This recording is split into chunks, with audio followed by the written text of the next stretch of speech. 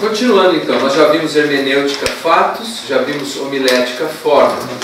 Só mais alguns comentários sobre a questão da forma. Por exemplo, se alguém fala alto ou baixo, se alguém gosta de ser mais energético no seu jeito de falar ou não, tudo isso é ligado à forma. Então, a pregação expositiva não mexe com isso.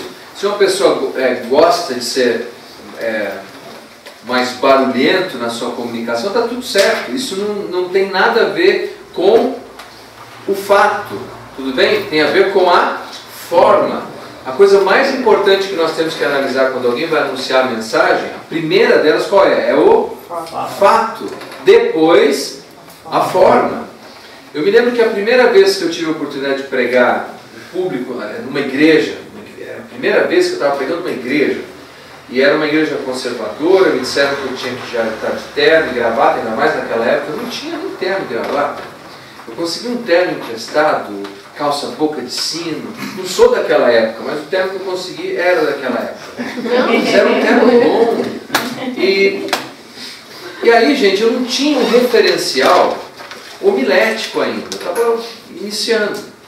Olha, mas eu gritei tanto, foi a mensagem mais gritada da minha vida. E quando eu terminei, um irmão me procurou. Ele falou, olha, muito bem, você dá um jeito, hein? Só que assim, você grita demais, hein, rapaz? Você precisa maneirar no gogó aí, porque você vai perder a voz logo logo. E eu fiquei pensando naquilo, foi um ótimo conselho, duro de engolir. Quando logo depois da sua primeira pregação pública, você já levar uma correção dessa. Mas é importante a gente ser ensinável, né? Mas ele não fez nenhum comentário quanto ao fato. Para ele o fato não era tão importante, mas a forma. E nós precisamos lembrar, primeiro, o fato, depois a forma. Por exemplo, na maioria dos lugares, a gente já viu o seguinte, que o povo tem um interesse peculiar num tipo de mensagem. Se a gente oferece o que o povo quer, não necessariamente o que o povo precisa, eles já vão gostar. Se a gente oferecer o que o povo quer numa forma que agrade, eles estão contentes. A maioria das pessoas vão avaliar um pregador pelo fato ou pela forma? Pela forma. Se, olha, foi divertido, foi legal, é agradável, cativante, prendeu minha atenção. E aí eles dizem, olha, traz de novo fulano. Por exemplo, se você estava analisando lá, você convidou e o fato era ruim, mas a forma era envolvente, você vai convidar de novo ou não? Não deve convidar de novo se o fato era ruim, ainda que a forma fosse boa. Estão comigo? Muito bem. Aí depois definido então fato, forma, agora nós vamos falar da função. Então primeiro hermenêutica, fato, homilética, forma. Agora é pastoral e a função. Não achei uma palavra com H aqui, me desculpa. Pastoral é a função da mensagem. Uma vez que eu tenho o conteúdo bíblico corretamente, uma vez que eu tenho a forma ideal para comunicar, agora eu preciso me lembrar dos aspectos pastorais da mensagem. Isso é, aquele aspecto que mostra que a mensagem se relaciona com a audiência. A mensagem não é apenas uma descrição de vários fatos interessantes e relevantes em que todo mundo não diz, puxa, incrível, né? Que mulher sábia, que homem sábio. Como ele conhece as Escrituras, como ela conhece as Escrituras. Mas amanhã eu não tenho a menor ideia do que eu faço com isso. Então você pode cometer esse erro de que você tem o fato, você tem a forma, mas você não tem o lado da função. Para que é essa mensagem? Qual é a função dessa mensagem? Para que eu estou anunciando essa mensagem? Para que eu estou pregando isso? E esse é um ponto extremamente importante. Outra frase que eu costumo usar quando eu estou orientando alguém que está aprendendo a fazer mensagens bíblicas é: o que isso tem a ver com as pessoas na segunda-feira? Normalmente você ouve uma mensagem no domingo e a pergunta é: quão relevante será essa mensagem para a pessoa na segunda-feira? Função. Qual é a função? Isso está ajudando eles a acreditarem em uma coisa de modo melhor? Isso está ajudando a pessoa a se arrepender de algo?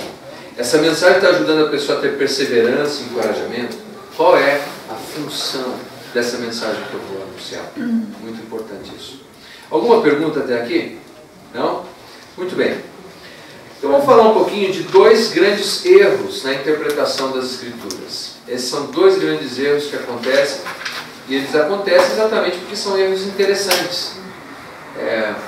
Por que as pessoas gostam, por exemplo, de assistir aquelas videocassetadas que eles chamam? O cara vai andar de esqui, cai, vai pular uma cerca e tropeça. Porque os erros também chamam a atenção e são interessantes.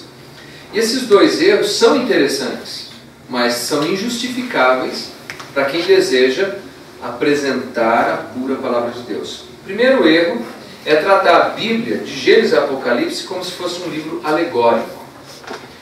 Ou seja, que por trás de tudo que você está lendo tem uma mensagem secreta escondida.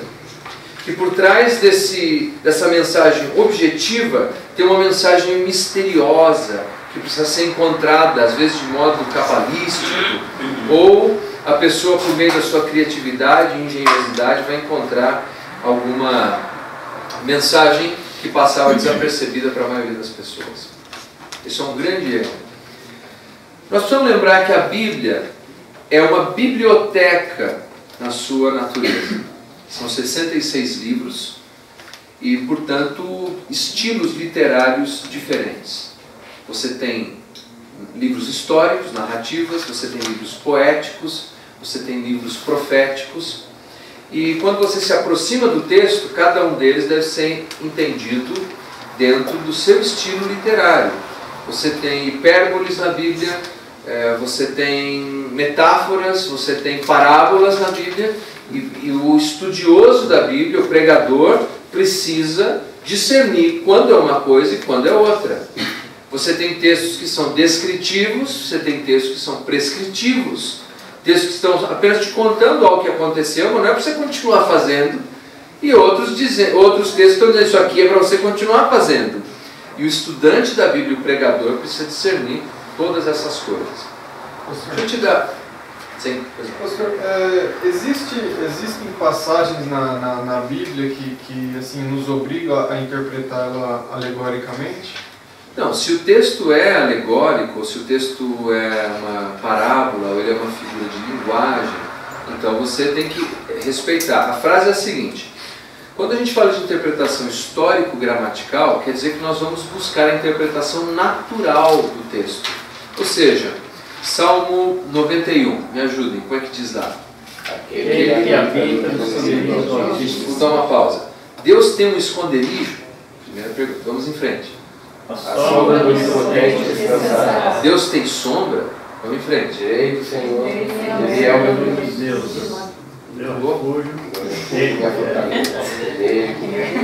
Bom, enfim, o que acontece? Aquele salmo, ele é uma poesia.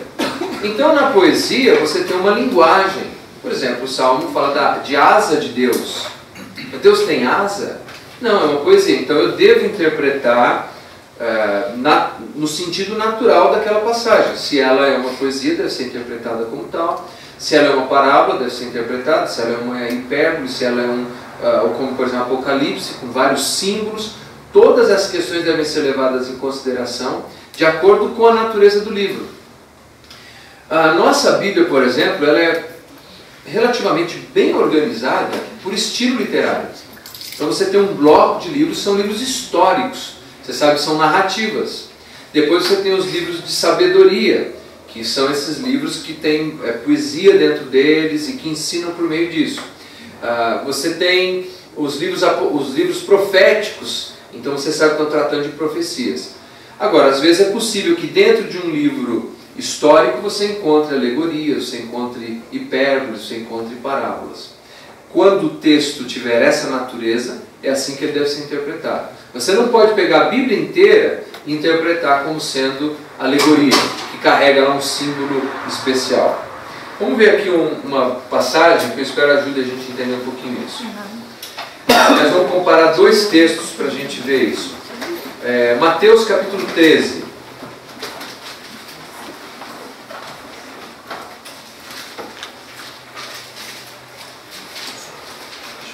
do versículo exato.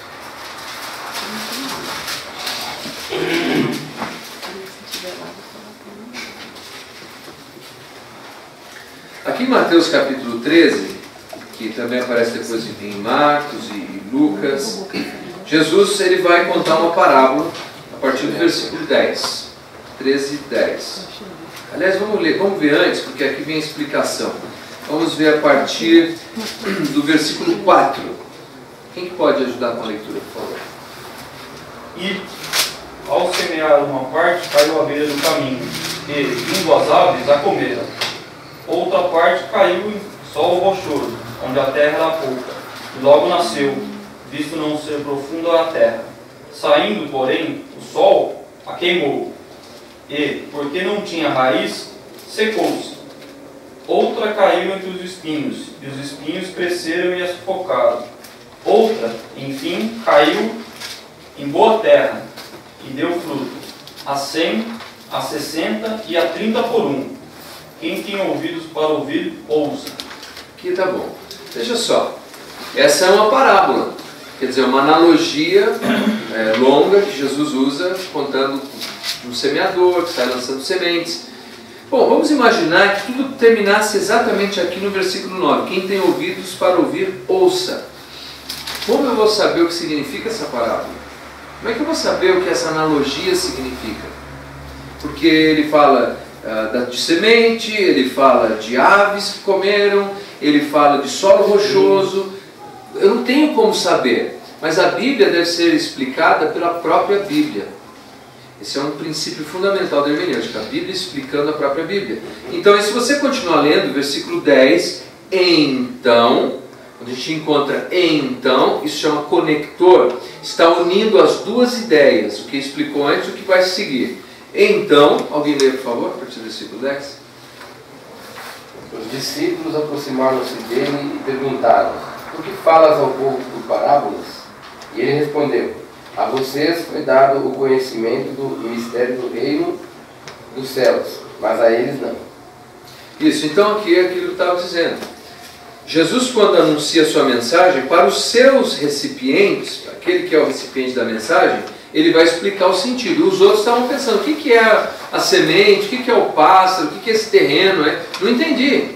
Então ele vai explicar que isso estava ligado a uma mensagem profética de Isaías, e ele dá sequência nisso. Vamos continuar então vendo aqui o texto. Vamos ver a partir do versículo 18.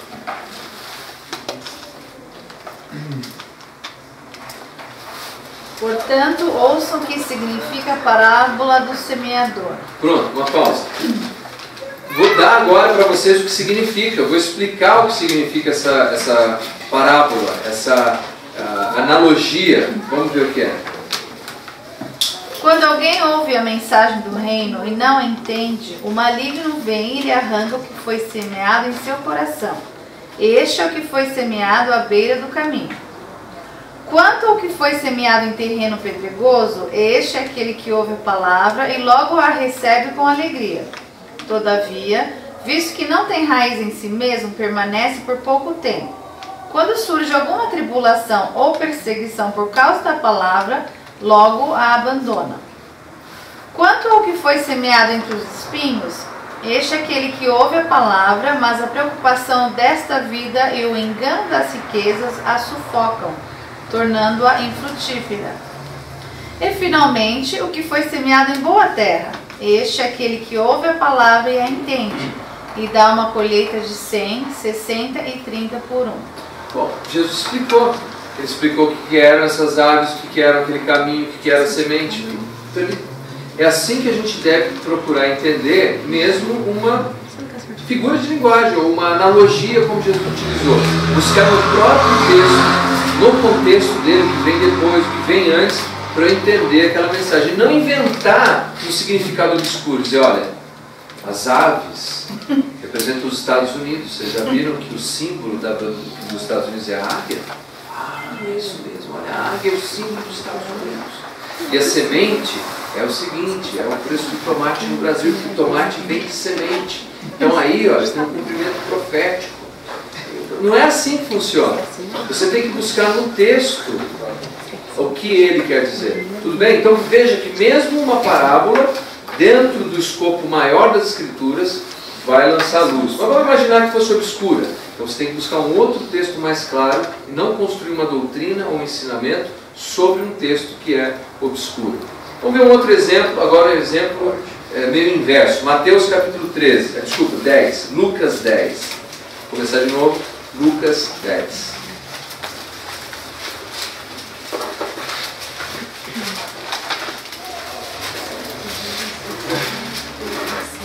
Vamos ver...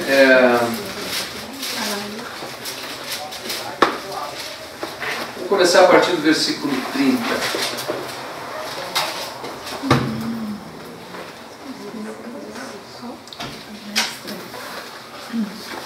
Você pode ler, por favor? Em resposta, Jesus disse: um homem descia de Jerusalém para Jericó quando caiu nas mãos dos assaltantes.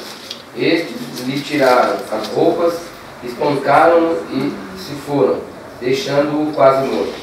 Aconteceu estar descendo pela mesma estrada um sacerdote, quando viu o homem, passou pelo outro lado. E assim também um levita, quando chegou ao lugar e o viu, passou pelo outro lado. Mas um samaritano, estando de viagem, chegou onde se encontrava o homem e, quando o viu, teve piedade dele. Aproximou-se e enfaixou-lhe as feridas, derramando nelas vinho e óleo. E depois colocou-as sobre o seu próprio animal, levou-o para uma hospedaria e cuidou dele. Olha só, aqui já vi várias vezes, aliás, mesmo em textos antigos aparece esse tipo de explicação, que é assim. O samaritano representa Jesus. O homem caído representa o pecador. Os salteadores representam o diabo. A hospedaria é a igreja. A montaria é a mensagem pregada. Porque por meio da mensagem as pessoas são recuperadas. E o que mais tem aqui? O vinho é a alegria. O óleo é o Espírito Santo. E sim, ele está saindo do céu e indo para o inferno. Mas veja, é isso que realmente o texto está ensinando? Porque poderia se representar outra coisa. Por que a hospedaria não representa o céu? Por que o jumento não representa o crente que evangeliza? Por que, enfim, quando parte para esse lado, qualquer coisa é possível. Qualquer interpretação é possível no texto. Então nós precisamos ver o contexto. Primeira coisa, qual seria o grande erro aqui de fazer esse tipo de pregação? Começar no versículo 30, sem levar em consideração que Jesus prosseguiu dizendo. Está acontecendo alguma coisa antes aqui, que vai me ajudar a entender a história. Vamos ver então a partir do versículo 25, para a gente entender a história no todo. Na minha versão diz, e respondendo Jesus, tem coisa anterior, tem uma pergunta. Tem uma pergunta? Está Sim. respondendo. Então vamos ver, o que acontece no 25? E eis que certo homem, intérprete da lei, se levantou com o intuito de pôr Jesus à prova e disse: Mestre, o que farei para herdar a vida eterna? Então Jesus lhe respondeu: O que está escrito na lei? Como interpretas? A isso ele respondeu: Amarás o Senhor teu Deus de todo o teu coração, de toda a tua alma, de todas as tuas forças e de todo o teu entendimento. E amarás o teu próximo como a ti mesmo. Então Jesus lhe disse: Respondeste corretamente, faze isto e viverás. Vamos dar uma pausa aqui. O homem vem testar Jesus, esse é o contexto da mensagem, um religioso, e fala assim: olha, eu quero saber aí, Jesus, o que você acha que é o mandamento mais importante? Jesus responde com perguntas, fala assim: você é intérprete da lei, o que você entende disso? Aí o homem quer mostrar todo o seu conhecimento, amar a Deus e amar ao próximo. Então ele falou: muito bem, então vai e faz isso. Mas ele está descontente, porque ele foi até lá para fazer o quê? Testar Jesus. E a prosa está terminando. Então ele levanta uma segunda questão para Jesus. Vamos ver. Versículo 29. Ele, porém, querendo justificar-se, perguntou a Jesus: Quem é o meu próximo? Jesus prosseguiu dizendo: certo homem... Isso, tá bom. Veja só, agora Jesus está falando mais ou menos assim. Olha, em vez de você ficar perdendo tempo, já que você sabe que amar a Deus é amar o próximo, vai fazer isso, vai ajudar as pessoas ao invés de ficar me testando aqui. E o homem, então, para justificar e continuar testando Jesus, fala: então, quem é o meu próximo? Aí Jesus começa a contar uma parábola de um samaritano. O judeu gostava de samaritano? Nós sabemos que não. João capítulo 4 diz que eles não se davam. A gente sabe por causa da miscigenação racial que se deu por causa do chamado cativeiro do reino do norte, Assírio. Muito bem, o que a gente tem aqui? O homem contando, Jesus contando agora a história desse samaritano, que o judeu não gosta, que está socorrendo um judeu. Olha como Jesus termina a história, depois que ele conta, depois que ele termina a parábola. Vamos ver o que acontece. Versículo 36. Qual desses três você acha que foi o próximo do homem que caiu nas mãos dos assaltantes? O que diz 37? Aquele que teve misericórdia dele, respondeu o perito na lei. Jesus lhe disse: vá e faça o mesmo. Qual que seria a resposta? Jesus contou: olha, o samaritano desceu, tinha um homem caído, foi socorrer, o samaritano pagou, o samaritano não sei o quê. Quem fez o bem para o homem que estava caído? Qual seria a resposta? Mas ele não conseguiu dizer isso. Ele disse: aquele que teve misericórdia. Jesus falou: então agora, meu filho, vai. Ele entendeu a mensagem. O próximo é quem está próximo.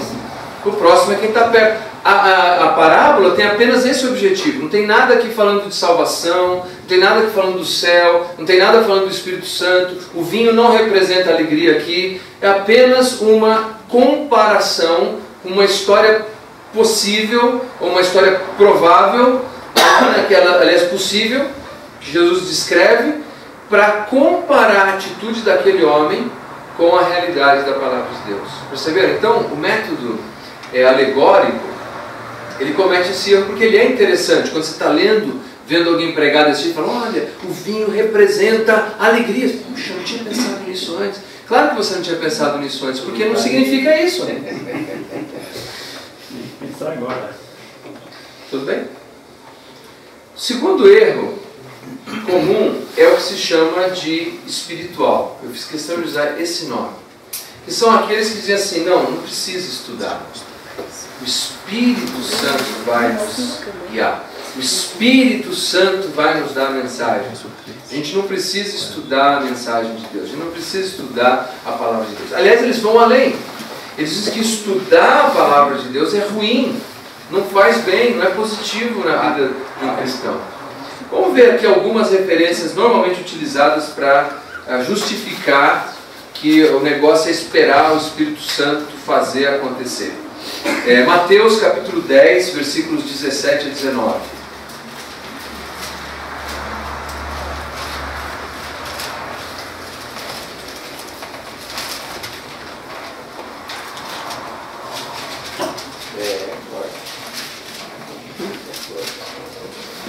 Vamos ver? Tudo aí, varão. Mateus 10, 17 a 19. Tenham cuidado, pois os homens os entregarão aos tribunais e os açoitarão nas sinagogas deles. Por minha causa, vocês serão levados à presença de governadores e reis, como testemunhas a eles e aos gentios. Mas quando os prenderem, não se preocupem quanto ao que dizer, ou como dizer. Naquela hora lhes será dado o que dizer, pois não serão vocês que estarão falando, mas o Espírito do Pai de vocês falará por intermédio de vocês. Olha só, então, por exemplo, eles pegam esse texto e dizem: olha, o Espírito falará por nós. Jesus disse isso, eu não preciso me preparar, isso que eu não preciso temer, porque na hora H o Espírito vai falar por mim. Mas veja bem o contexto em que Jesus está dizendo. Jesus está dizendo que se você for preso por causa do Evangelho, se você for preso por causa da sua fé, e levado depois da borracha cantar aqui, ó, vocês açoitarem, levar para a prisão, chegar lá e falar: agora você vai dizer alguma coisa, não se preocupe, Porque eu ficaria meio preocupado. O que eu vou dizer numa hora dessa? A borracha já cantou. O que eu vou... Ninguém vai bater palma. Linda mensagem. Olha, pastor, você é uma bênção. O negócio é o seguinte, eu já apanhei antes de entrar, e qualquer coisa que eu disser aqui, eu não sei o que vai acontecer. Jesus está dizendo, nessa hora, não tema. O Espírito do vosso Pai vai falar com vocês. É nesse contexto que ele está dizendo isso. Eu não posso chegar lá e o cara fala, muito bem, agora... Eu falo, olha, eu preciso de pelo menos uma semana para preparar a mensagem que eu vou dizer. Não é assim que funciona. Não é um convite para pregar sobre um determinado assunto. É o testemunho da sua fé na palavra. O Espírito vai falar para você. E muitos de nós vamos nos ver em situações assim, talvez não nesse grau de violência, mas às vezes num constrangimento familiar, às vezes numa situação difícil do dia a dia, que você não tem tempo de rascunhar lá uma mensagem. O Espírito Pai que habita em vós vai falar naquela hora. Mas veja que é uma situação extraordinária. Outro texto utilizado para dizer que você não precisa estudar as Escrituras é Salmo 81, versículo 10.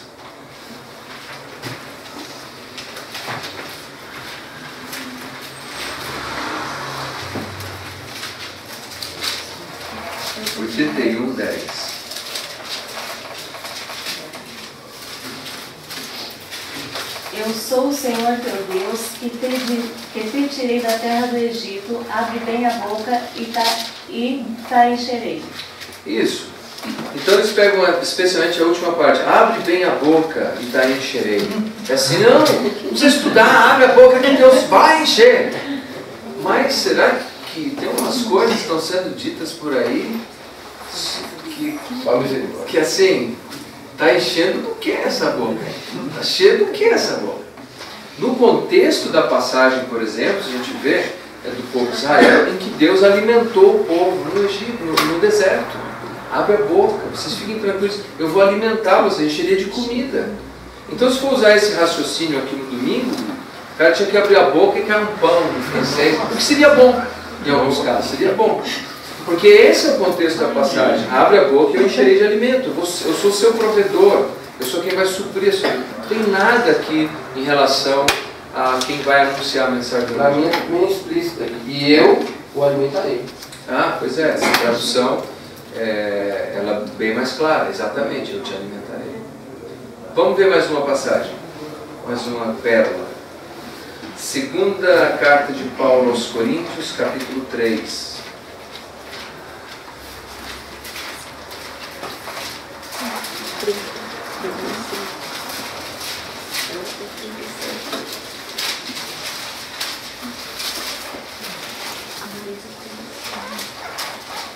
Essa eu acho que é um clássico.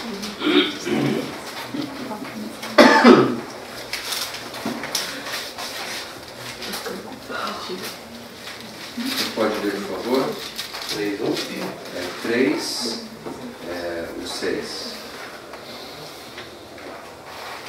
Ele nos capacitou para sermos ministros de uma nova aliança, não da letra, mas do Espírito, pois a letra mata, mas o Espírito vivifica.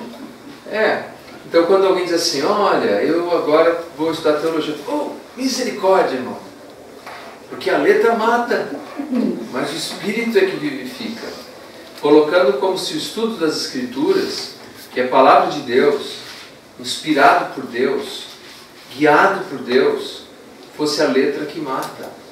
Não é isso que Paulo está falando.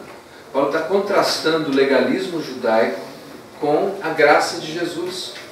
Está contrastando aquilo que era personificado por Moisés, personificado, não que Moisés genuinamente fosse isso, mas personificado por Moisés, em contraste com Cristo.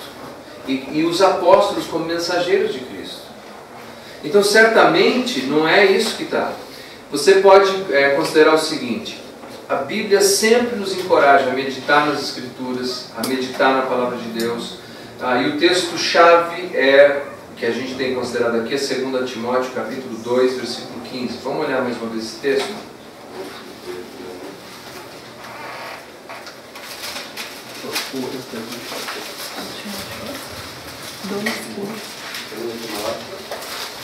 É, 2,15.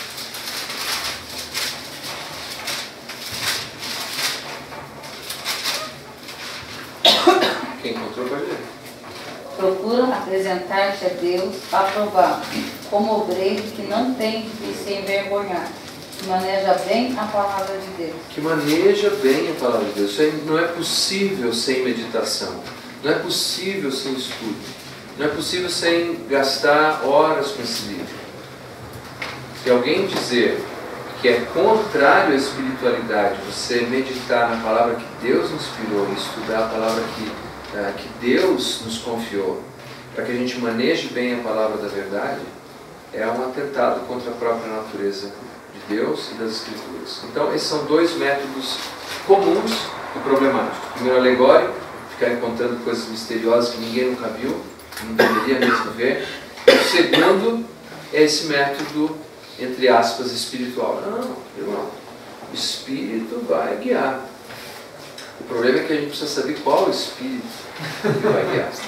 Vamos dar uma pausa e a gente retorna para o nosso último bloco.